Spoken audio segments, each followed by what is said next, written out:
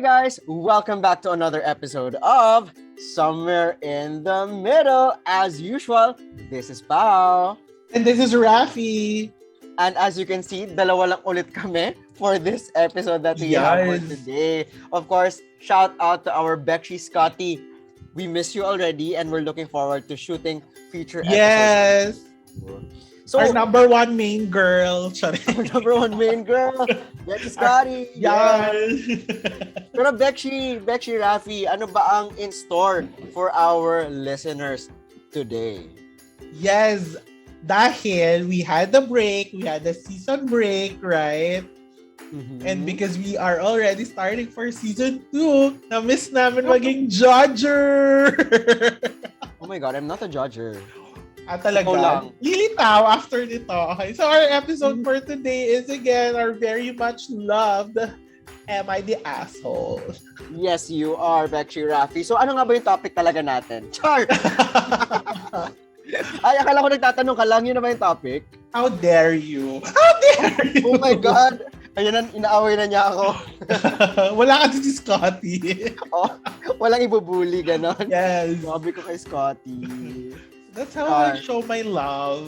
That's how you show your love. Pero anyway, so are you the asshole? I mean, am I the asshole is our topic again. So like last season that we were with you guys, we would read off some stories from Reddit, right?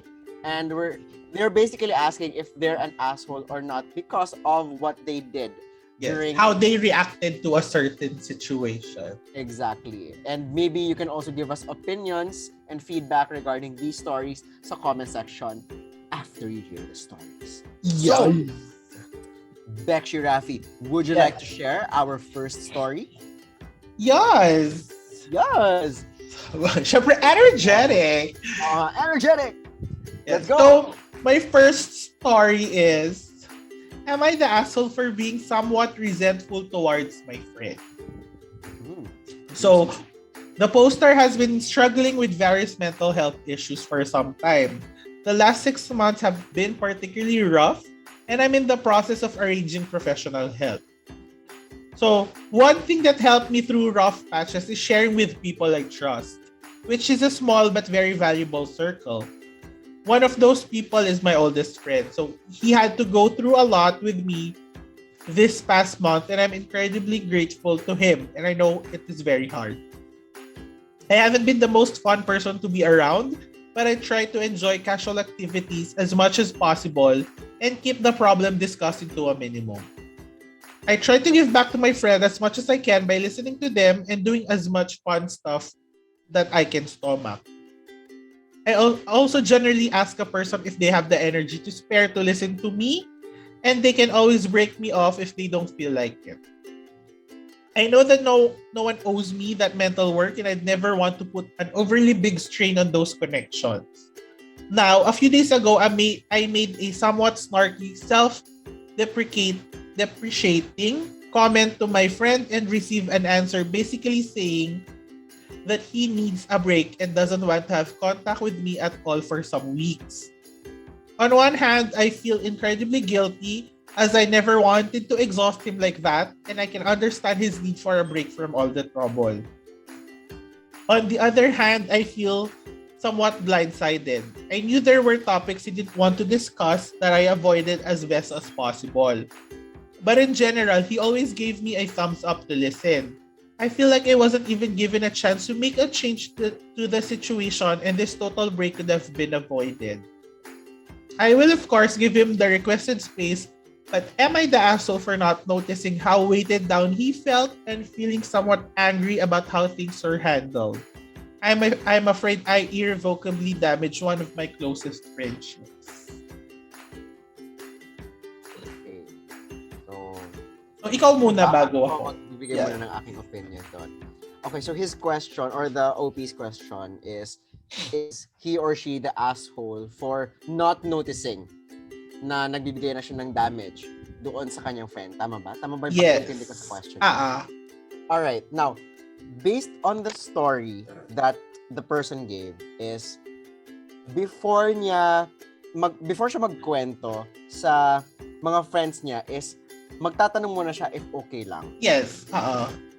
So, ako, I believe that if it's your practice and you understand yourself in that way and you understand other people in that way na they're not always on at all times, it becomes a habit. Kasi ako, even if I don't have issues regarding my mental health, whenever I rant to people, I make it a habit to ask. Yes. And kahit hindi ako as used to it as others, nagagawa ko siya. So I think siya as a person is basing lang sa judgment ko ha, nagagawa talaga niya yon. Now, I don't think siya yung asshole in this kwento. But at the same time, I also don't think that the friend is the asshole. I think the friend is trying to be a good friend by being available, by being there. It's just that hindi niya alam yung sarili niyang limitations.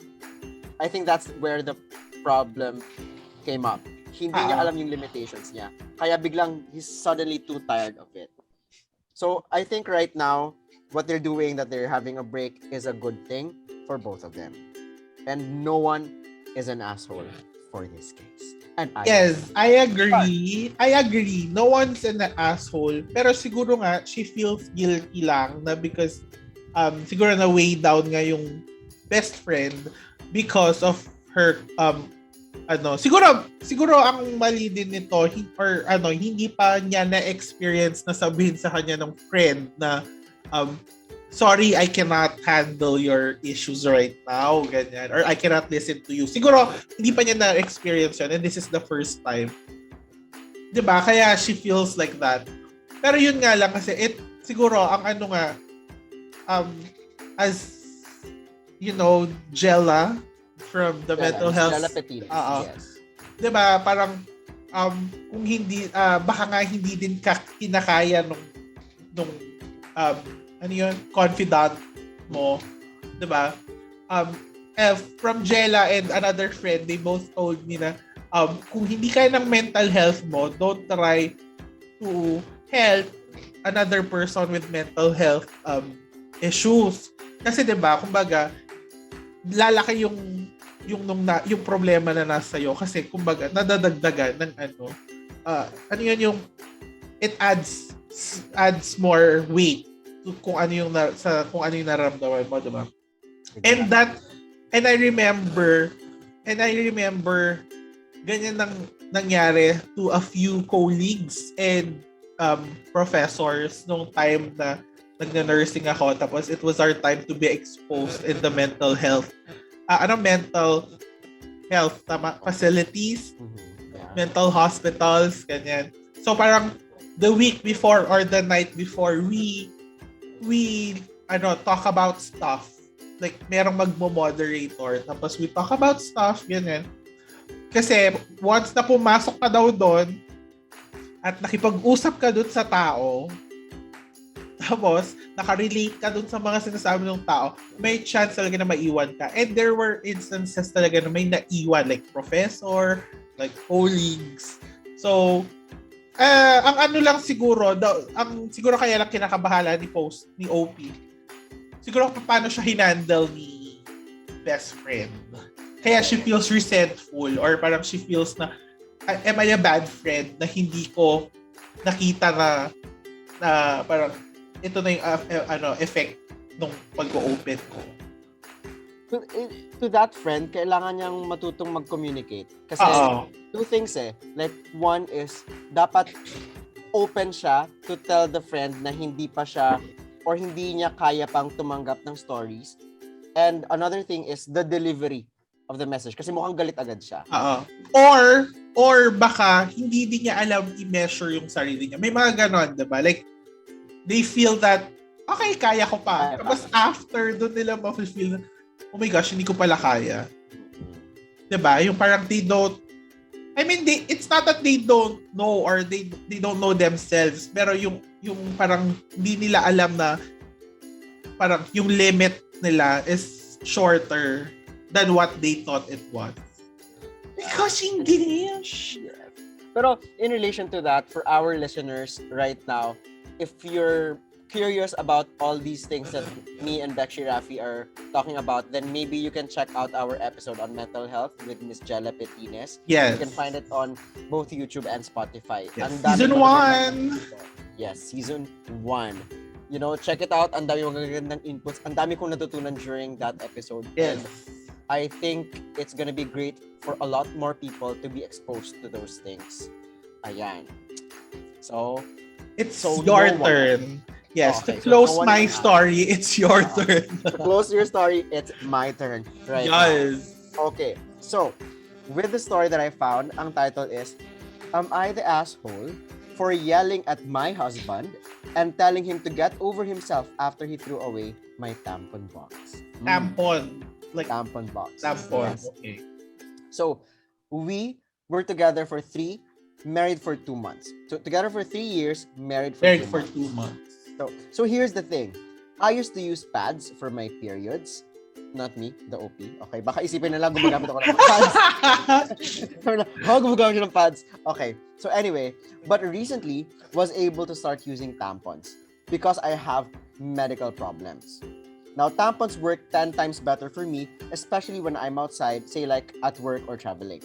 Now, my husband, Ryan, hates them. He never truly gave a reason other than just say he doesn't feel comfortable with me using them. I didn't think it was a big deal at first since he said he hates a lot of stuff that I do but puts up with it anyway, except for this. He asked that I go back to using pads, but I made it clear since it's my body, then I get to decide. He threw away some tampons he had access to and I was getting upset. But to keep the peace, I just bought a box and hid it away from him. He somehow found it and threw it away. I didn't find that out till I had my period rest yesterday and realized I had no tampons to use. I was tired and too stressed. I just yelled at him after he admitted to throwing away the whole box. He argued that I already knew how he felt about this stuff and yet I decided to still keep it around. I lost it and told him he had no right to do this and told him to get over himself already. He stared at me, almost about to tear up or something, then walked out. He later went on about how we, as a couple, should take each other's discomfort into consideration and said he already tried to speak to me about those tampons, yet I brushed him off and insulted him and verbally abused him. He also said that if I still insist on using them, then I should do it while I'm outside the house, but I said that it won't happen. I feel bad for how it played out, but I was just at my wit's end, and in so much pain, I lashed out. Did I go too far? Does he have a valid point or not? Before you laugh at what I said, yun talaga yung nakasulat dito, wet's end. Pero I realized, no, it's not wet's end, it's wit's end. Okay. So, is she the No. asshole? No. No. Why? Una, when you marry someone, why do you want, or when you enter in a relationship na, why do you control things na you cannot control? Like, diba, guy siya, he doesn't have periods. Diba, why would he control something na he doesn't know anything about, right? Pangalawa, I mean, correct me if I'm wrong, the OP said she uses it for medical thing kasi 'di ba parang it helps her better, right? Yes. Oh. May medical problem siya kaya mas nag-order ng tampon. Yes. And why would you, as a guy, 'di ba? Why would you control pa something like that? Parang you don't have intercourse naman when she has a period. So 'di ba, parang you won't have any problems like going there tapos finding a tampon in your partner, diba? So for me, the husband is the asshole kasi bakit pati yun kinokontrol niya? Kumbaga, based on the posting, based on what you read, the wife put up with a lot kasi diba ang dami niyang ayaw, ganyan, chua. Pero the guy is being selfish for not, ano yun, parang tinatanggap din niya kung ano yung ginagawa ni girl or kung anong ayaw ni girl. Parang walang compromise based on the tampon story, di ba? And siguro, yun nga, she was at her wit's end. So, nakuha niya ng mag-lash out. Yeah. Pero based on the posting, she was a very, parang, accept ko na lang, ganyan, diba? Tapos biglang, napuno si ate girl. So for me talaga, the asshole is the husband. Kasi hindi naman siya nag-period. I agree with you there. Kasi guys don't understand what women have to go through whenever they have their periods. Alam mo naman tayo, naiintindihan. Hindi naman natin, well, not totally, pero kasi tayo, we had some background in the medical sciences. Kaya to a certain degree, we have a clue. But for the lay people, especially for straight men that are not really involved with, periods and medical matters, then they would not have enough clue regarding what's happening sa katawan ng isang babae. Diba? And on top of yung pag-lash out niya dun sa husband niya, remember may period siya nito. So, when they have their periods, diba, they tend to be hormonal. It's easy to trigger them. And some people, they can control it, some can't. Tapos pag i-trigger mo pa siya, then what more? Diba? And again, I am an advocate of my body, my rules. As long as you're not hurting anyone, then other people don't have a say on what you're doing with your body. If you're not hurting anyone. In this case, I honestly don't understand where the guy is coming from. Where yes, the husband ako is din. Ako din. Maybe he has some. I'm not sure if this is going to be allowed on YouTube or Spotify, so just bleep this out if hindi kaya. But I think he's showing small dick energy. Yeah. Na parang he has this feeling of being threatened. Na, kasi tampon, when you use it, you insert it, diba? Maybe he doesn't want anything else going inside his partner's body. And that's not fair for the women. Kasi like what the wife said, meron siyang medical reasons for using tampons. If she's having a hard time using pads, it's not for you to determine what's better for her. Because you're not the one going through the suffering. Yes. Or maybe the guy is just really controlling. Na ayaw lang. Pwede rin. But towards the end, parang siya pa yung nag-play victim. Na it's kind of gaslighting in a way. Actually, di ba? Parang hindi daw marunong compromise si girl. Parang it shows na siya kaya yung hindi marunong mag-compromise. So, yeah, parang pinapakita niya na fault ni girl. Oo. So, advice to the girl. Divorce! Get out! Run! Divorce is key. Alam mo yun sa TikTok, di ba? Run! Run! Oh my God, mga TikTok tambays. Okay. Well, yung isa dito, TikTok superstar na. Sino? Hindi naman. Grabe to.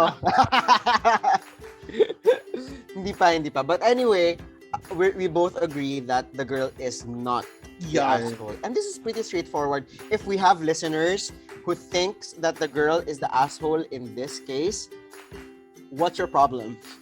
Yeah, let us know. Write it in the comments. Oo.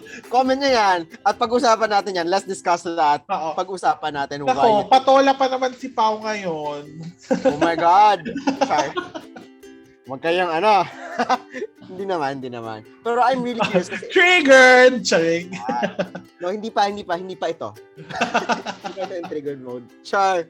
But anyway, so we have established that for that story, the wife is not the asshole. Yes. So let's go to our next story. Raffy.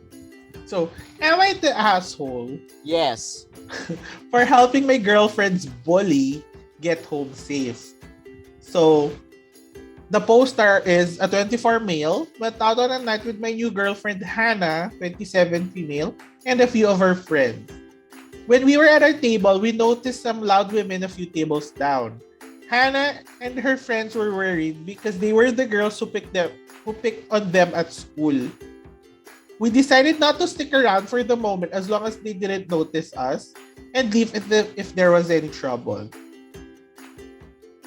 Dumidikit yung dila. Hannah came back later and said she'd bumped into Nicole, the bully, at the bar who tried to pick on her again and called her by the awful name those girls made up for her. So they decided to leave and go somewhere else. Later, it was the early hours of the morning. We were all very drunk and wanted to go home.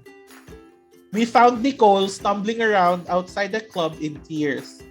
She heard Hannah's voice and came up to us. She was extremely drunk and had gotten separated from her friends, and her phone had died.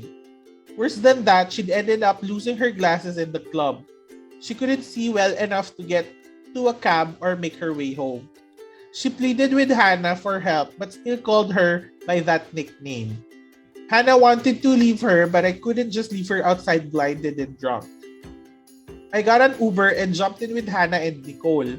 We went to Nicole's house and her mom was extremely grateful for us looking after her daughter.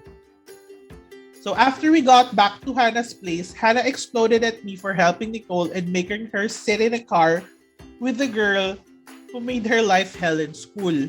I argued that Nicole was alone, blind, and without her glasses, drunk, and her phone was dead. She was completely helpless and vulnerable. I'd want someone to help Hannah if she was in the same position. So I understand that Nicole treated Hannah awfully when they were kids, but it was about doing the decent thing. Oh, pow. Okay, eto na. Char, hindi naman ako triggered. But with regards to that story, okay, I don't think that he's an asshole. Alright? I mean, based on the story, based on the experiences of Hannah, the girlfriend, I don't blame her for resenting the Yes. bully. Kasi if any of our listeners experienced bullying, it's not a good experience. It can be traumatic for some people. It can even cause social phobia and social anxiety disorder, and which is quite a serious mental health condition for some people. Now, so yeah, I understand where she's coming from for hating on that bully. But at the same time, Nicole, right? Nicole yung name. Nicole yung bully. Bully. Okay, so Nicole was totally drunk and blind and separated from her friends. It's not just about the decent thing to do, it's the human thing to do. Yes. Yung ginawa ni guy. So I don't think he's an asshole. Maybe he didn't fully consider kung ano yung nararamdaman ng girl niya. But at the same time, even in this 21st century na a lot of people are more modern when it comes to thinking about women empowerment, etc., equality, and yung mga fight ng people against rape, etc., it is still not a totally safe space for women. Actually, not just women, but more on women. It's not a totally safe space for them. Yes. So what he did was the right thing. Now, if Hannah will see that, then she will realize that yung guy niya is a catch. Yes. Kasi despite the negative experiences, he knows that he needs to do the right thing at certain times. It's about being the bigger person kasi. And he was that. And I think it's admirable na ginawa pa rin niya yun despite the risk na magkagalit sila ng girlfriend niya. Kasi he was doing what was right. So I don't think he's the asshole. I also don't think that Hannah is an asshole. I think she's just blinded or medyo hindi siya nagiging clear about the risks kasi galit siya. May bias. May bias siya. Oo. But yeah, I don't think anyone is the asshole there. Maybe nag-grow out of the bullying or not totally grow out of the bullying. Baka gano'n lang siya as a person, si Nicole. But not necessarily evil siya. And even if bully siya, she doesn't deserve to Be left experience. alone. Yeah, to be left alone. She doesn't deserve to experience the danger of society in that way. You know what I mean? Kung anong danger yun. But yeah, that's my 2 cents on that topic. Raffy, what do you think? Well, I'm gonna deviate a little bit from you. Why? Okay. So, for me, unang-una, the assholes in the story were Nicole's friends. Mm-hmm. Kasi why did they leave her? Di ba? Oh, di ba? Iba siya. Another take on it. Good point. Di ba? Why did they leave her?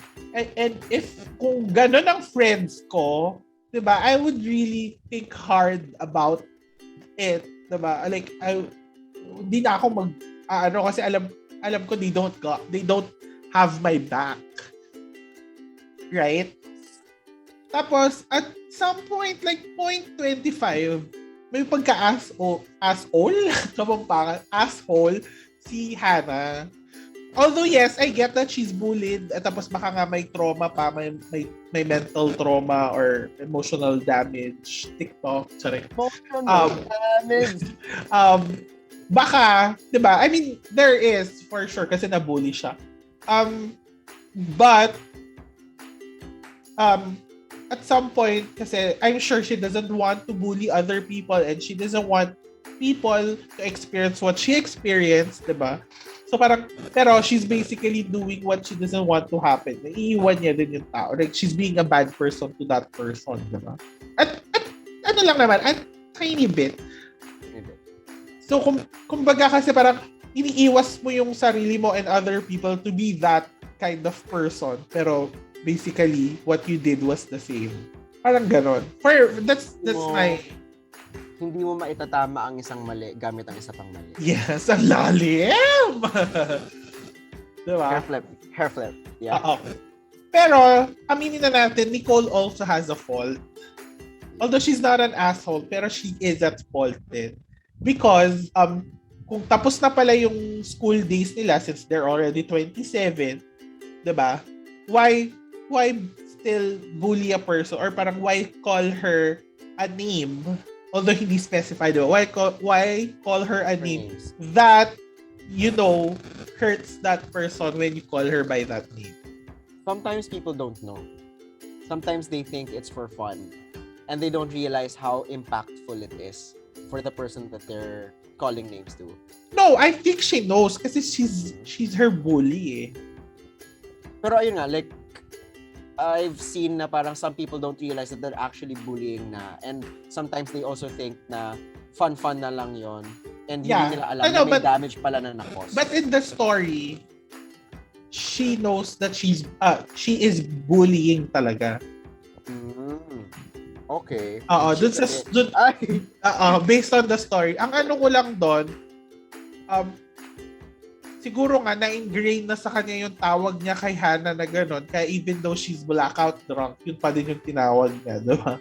So, pero ang ano naman doon, before being drunk, tinawag niya na gano'n si Hannah, diba? So parang, or sana man lang if it was the first time they saw each other after a year, sana man lang magsabi siya na, or, hey Hannah, ganyan, we're older na. Ganon. Diba? Yeah, we're older na. I don't, parang may mga nangyari sa'yo na gawa ko, whatever. Sorry siya. Nung high school, hindi pa naman nag-apologize sa akin. Char! Biglang ganon. Ako, hindi, wala. Ako bully eh. Hindi, pero there was an at time nung high school na akala ko friends kami. And I wasn't even doing stuff like bullying or yung parang tatawagin ko siyang names or whatever. Pagkausap ko siya, I remember, nag-uusap kami, like, super tahimik niya. So, ako lang yung nakakapagpasagot sa kanya. Pero nung nag-usap nung parang parent-teacher conference, parang sinabi na binubully ko daw siya. Oo. Tapos sabi ko, hindi ko nga siya niloloko. Ganyan. Sati ba to? Hindi. Seatmate ko siya. So, syempre, I was, diba, kahit ayaw at gusto mo, kakausapin mo yung seatmate mo. Diba? Tapos after nung narinig ko, kinausap ko siya, sabi ko, uy, may mga nagawa ba ako sa'yo na para masabi mong bully? Pero wala siyang masagot. So, that's still a mystery to me. So anyway, you're not the asshole. Yes. You're not the asshole. Alright, and ayun, we've shared our thoughts. May differences kami on that. Maybe the listeners can give us their feedback kung ano yung sa tingin nila, kung anong side sila magsaside for that story. No, so but yung pagka-asshole ni Hannah, it's just a tiny bit. Tiny bit. 0.25. I think it's just, pettiness. Yes. Pettiness. Not being an asshole, but just petty. Yes. Tama. Okay. Alright, sige, let's go. And for the final story, yes. Yes, final story of today. So this is, am I the asshole for telling my mom my child isn't your do-over baby? What? So I, Controversial. 26 female, and my mom, 50-year-old female, have been fighting over whose role is what when it comes to raising my son. A little context, when I was 3, DHS came and took me and my older brother away from her, and she didn't get custody back till I was 15. She also had a third child that she gave up for adoption before the child was even born. Fast forward to now, my son, 5 years old, is in the middle of a tug of war between me and my mom. She buys tickets for concerts and events to go to with my son and never tells me till the day of. I'm never invited to go either. She will override everything I say and doesn't care about my parenting choices. She insists he's only allowed to watch 90s cartoons and movies, and that the movies nowadays suck. I snapped one day when she tried to take his Minecraft hoodie and throw it away, saying it's trash and my child wouldn't be caught dead wearing it. I shouted, my child is not your do-over baby. He's allowed to like whatever he wants from his own decade. Stop trying to relive your parenting time with your grandson. You had 3 chances to raise a child, but never stepped up to the plate. Now, start acting like a grandmother and not a mother before I move across the country and treat you like a holiday relative. My aunt insisted I went too far by digging up my mother's past. But my brother agrees with me, saying I'm the only one putting the hard work, like paying the bills, cooking, cleaning, discipline, homework, etc. as a parent, but she takes all my son's free time to do things without my consent and ignores my wishes as the true parent. So, am I the asshole? Is she the asshole? Medyo nahirapan ako dito, ha. Pero, for me, the poster is the asshole because of how she handled the situation. Siyempre, nanay mo pa din yan, diba? And I'm guessing, yun nga, I mean, it's not a do-over eh. Parang, pag bumabawi, it's a do-over. Hindi naman, diba? You're making up. A do-over pag bumabawi. Talaga? It's technically a do-over. Parang iba yung pagkaintindi ko. Pero, anyway, so, the mom, yun nga, siguro nga, bumabawi siya because of what happened before. Pero, the mother also has the right. Tama naman siya. Diba? And I don't remember talking, I don't remember sa posting na she talked to the mom like a couple of times na. Parang ang basic kasi parang napuno lang siya tapos sinabi, tapos sumigaw siya. 'Di ba? So, yun ang pagkaintindi ko ha. Pero based on my understanding, the poster is the asshole on how she handled the situation. Pero yung decision niya to not make her mom parang basically have the grandchild as the do-over baby. I understand, yes. Tama naman. Tama siya doon. Pero yun nga lang, I haven't encountered kasi doon sa story na she tried talking muna in a maayos way. Diba? Tapos threatening agad nung pumutok siya. So, pero the grandma, kung kinausap na siya, like, if they talked before, diba? Tapos she still does what she does. Asshole siya doon. Doon ako torn. Sorry. Torn. Ako na ba? Yeah. I don't think that the mother is the asshole. Honestly, I think the grandma is the asshole in this case. Because I agree with her na ginagawa niya yung grandson niya as a do-over child based on what's happening. Kasi she's deciding things for the son. And it's not her place to decide kung paano i-raise yung kid. Kasi hindi niya yung kid. That's one thing. And hindi niya ini-include yung mom sa mga bagay-bagay. That's another thing. Basically, ini-intercept mo yung basically hindi mo nire-respect yung mom yes. for being the mom. And ayun nga, nililimit niya yung son na parang 90s kids, cartoons lang, etc. and other things. And basically, wala yung, as I've mentioned, wala yung respect for the mother, for the actual mother of the son. Yes. And I understand where the actual mother is coming from. Kasi they've had like a bad childhood, kinuha sila ng DHS. Tapos the mother or the grandma wasn't really a responsible mother to her, and yun nga, yun kasi yung experiences niya. And I understand na because of those experiences, she would see things the way that she is seeing. Now, we can't always control the outburst of our emotions. And it's true that her mom, the grandma needs to know her limitations. Yes, the boundaries. Yes, the boundaries. Kasi importante yun in parenting. If parating may nag-overpower sa'yo when it comes to your own style of parenting sa sarili mong kids, then pwedeng mawalan ng respeto sa'yo ang sarili mong anak. And in this case, nung bata pa lang, feeling ko medyo nawala na siya ng respeto sa sarili niyang mom. Kasi nga, nakuha sila ng Oo. And even yung third child is pina-adopt din. I mean, I don't totally blame the grandma kasi we don't know the life that she was living before. Yeah. But the way that she's acting towards her grandson, claiming it as her own child, is not fair to the mom. So I don't think she's the asshole. I think the grandma is quite an asshole for not knowing her limitations. But at the same time, maybe she just really craves for that kind of experience.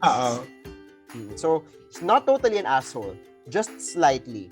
I hope they get to really talk about it, but I also think na tama yung pinanggagalingan. I understand yung pinanggagalingan ni actual mother. If hindi sila magka-understanding, then I agree na if she has to stay far away and make the mom as a holiday relative, then that's totally valid as well. I think that's totally valid. So, yon ang aking stand on that. Maybe it's not a Filipino, not very Filipino yung values na pinakita ko doon, I understand, but we have to be logical din na hindi porque mom or mas nakakatanda sa'yo, sila na yung tama always. Hindi yun ganon. They can make mistakes din. Bekshi pa, let me clear, no? I'm not saying na mali yung ginawa ni mother, no? I'm saying na I agree with the mother. Diba? Na syempre siya dapat ang magpaano. Pero yun nga, with our setting, diba? Lolas are really smotherers talaga, diba? Like, they smother the grandchildren, diba? Pero, yun nga, if she's overstepping her boundaries, siya yung asshole. Pero, ang ano ko lang doon is how the poster handled the situation. She is not the asshole if before that burst out, diba, nag-usap sila na, mom, it's my child, chuchu, ganyan. Pero kung first time niya na this is the first ever tackling of the issue na tapos burst out agad, I think it's not proper. Diba? Pero I understand kung kunyari, kinausap na kita ng 2 beses, hindi ka pa din natuto. Diba? I get it. Diba? If it's the first outburst, no, hindi pa nila napag-usapan. Hindi naman talaga tama to just suddenly shout. But what she can do naman to not be an asshole is to apologize for how she acted. Tama. And it's not totally being an asshole. She just got caught up in her emotions. It's up to her whether she's going to be the bigger person and actually admit that she did something wrong. Doon naman kasi papasok yun. Yes. But tama, may point kasi yung pinanggagalingan niya. That's why, for me, valid yung emotions niya. You are valid. Char! Kaya nga, 'di ba, pag if you see something wrong na you can work on it naman, tell it right away. 'Di ba? Hindi yung kikimkimin mo. Hindi yung kikimkimin mo tapos magbo-burst out ka tapos the effect would be larger. Yeah. Yun I guess yung mali sa mga relationships in general. Sometimes they don't communicate well enough. Yes. To the point na nasisira yung relationship. And yun yung importante in any kind of relationship. Communication is key, whether that be romantic, whether that be with your relatives, Familial, yes. friends. Importante ang communication. And people need to realize that before you have an outburst, before you suddenly yell at people, try to talk to them in an amicable manner. Yes. Let them know how you're feeling. If they're kind of close-minded, then separate yourself from them. Yes. Now you know, diba? Kesa lumaki pa, diba? Exactly. Tapos you would spend like effort and energy, emotion na pwede mo namang hindi i-spend on that person. Exactly. Diba? Like ako, I tell my friends that parang minsan, oy, I'm correcting you because I want you to be better, ganyan. Pero if you have problems naman din with me that I don't realize, you can talk it to me. You can talk to me also. Diba? We're all about being better. Yeah. We're all about improvements. We're all about growing as a person. Yes. Ayun. So, that's the final Raffy of our stories. We did it! Oh my God! Asa na ba si Becky Scotty? Miss na natin siya. Na-miss ko to. Na-miss ko mag-judge. Na-miss mo mag-judge? Oo. Hindi ba you do that every day? Oh, no! No, I don't. I don't judge naman people right away. Like, hindi pagkita ko sa'yo, tapos titignan kita mula ulo hanggang paa. No. No naman, a few hours later. Mga 2 hours. Diyos ko. A minute after. Yes. A minute after meeting. Ganito siya. Pag narinig na magsalita, ay, ganyan pala siya. Tsaka. Pero yung, ang liit pala ng boses niya, laki ng katawan. Oh my God. Pero ayun, for our listeners, we're judging based on the stories. We're not totally saying whether the person is right or wrong because, of course, we are limited with the stories that they post. Yes, the information that's available. Yeah, exactly. Maybe they're packaging it in such a way that they don't seem like an asshole. Maybe they packaged it in such a way na they weren't able to communicate it properly na meron silang points kaya nila ginawa yung isang bagay na express a story yun. But we're all basing this on the stories. Or maybe, para sa kanila, wala silang ginawa and that's why they posted their point of view because somebody told them na, hey, you were an asshole dun sa ginawa mo, diba? So for them to be more open-minded, baka nila pinost na gano'n.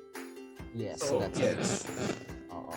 And it's great then that we have these kinds of episodes. We get to reflect on human values. Yes. Actually, ito yung na-appreciate ko sa AITA na episodes natin. We get to reflect on the different values that we have as people and we get to compare then with each other. Kasi we don't always agree like just now, di ba? And even with Scotty before, kapag meron tayong episodes on AITA, we don't always agree. Yes.